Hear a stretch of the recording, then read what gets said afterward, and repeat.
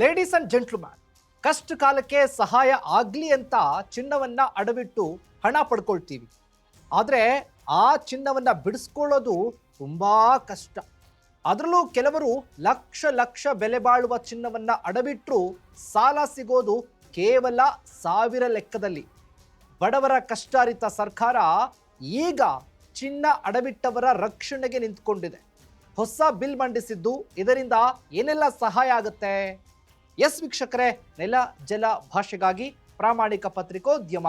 ನೀವು ನೋಡ್ತಾ ಇದ್ದೀರಾ ಫೋಕಸ್ ಟಿವಿ. ನಾನು ಶಿವು ರಾನರಾಪುರ.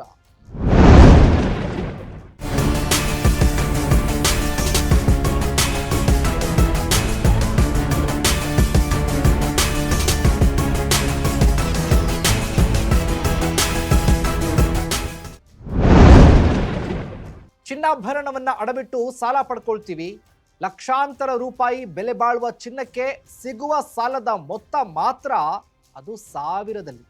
ಮೇಕಿಂಗು, ವೇಸ್ಟೇಜು ಹೀಗೆಲ್ಲ ಹೇಳಿ ಕಡಿಮೆ ಹಣವನ್ನು ಕೊಡ್ತಾರೆ. ಇನ್ನು ಚಿನ್ನ ಅಡವಿಟ್ಟಿದ್ದಕ್ಕೆ ಸರಿಯಾಗಿ ಬಡ್ಡಿ ಕಟ್ಕೊಳ್ಬೇಕು. ನಾವು ಬೇಗ ಬಿಡಿಸ್ಕೊಳ್ಬೇಕು. ಇಲ್ಲದೆ ಹೋದರೆ ಅಡವಿಟ್ಟ ಚಿನ್ನ ಹರಾಜಿನಲ್ಲಿ ಮಾರಾಟ ಆಗ್ಬಿಡುತ್ತೆ. ಚಿನ್ನ ಅಡವಿಟ್ಟುಕೊಂಡು ಹಣ ನೀಡುವವರಿಂದ ಸಾಲ ಪಡೆದವ್ರಿಗೆ ಸಾಕಷ್ಟು ರೀತಿಯಲ್ಲಿ ಮೋಸ ಕೂಡ ಆಗುತ್ತೆ. ಹೀಗಾಗಿ ಕರ್ನಾಟಕ ಚಿನ್ನ ಅಡವಿಟ್ಟ ಸಾಲಗಾರರ ರಕ್ಷಣಾ ವಿಧೇಯಕ 2025 ಮಂಡಿಸಲಾಗುತ್ತೆ. ವಿಧಾನ ಪರಿಷತ್ನಲ್ಲಿ ಖಾಸಗಿ ವಿಧೇಯಕವನ್ನ ಕಾಂಗ್ರೆಸ್ ಸದಸ್ಯ ರಮೇಶ್ ಬಾಬು ಮಂಡಿಸಿದ್ದಾರೆ.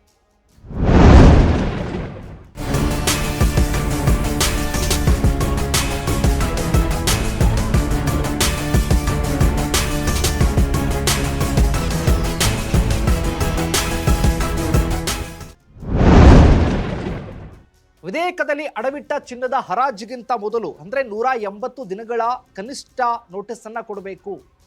ಅಡವಿಟ್ಟ ಚಿನ್ನಕ್ಕೆ ಪಾರದರ್ಶಕ ಮೌಲ್ಯಮಾಪನ, ಸೂಕ್ತ ಸಂವಹನ ಮತ್ತು ಚಿನ್ನ ಬಿಡಿಸಿಕೊಳ್ಳೋದಕ್ಕೆ ಕಡ್ಡಾಯ ಅವಕಾಶವನ್ನು ನೀಡಬೇಕು.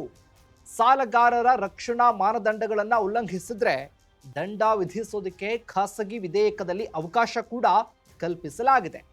ಈ ವಿಧೇಯಕವನ್ನ ಮಂಡಿಸಲಾಗಿದ್ದು ಇದೇನಾದರೂ ಅಂಗೀಕಾರ ಆದರೆ ಚಿನ್ನವನ್ನ ಅಡವಿಡುವವರಿಗೆ ರಕ್ಷಣೆ ವಿಧೇಯಕ ಸಹಾಯ ಆಗುತ್ತೆ.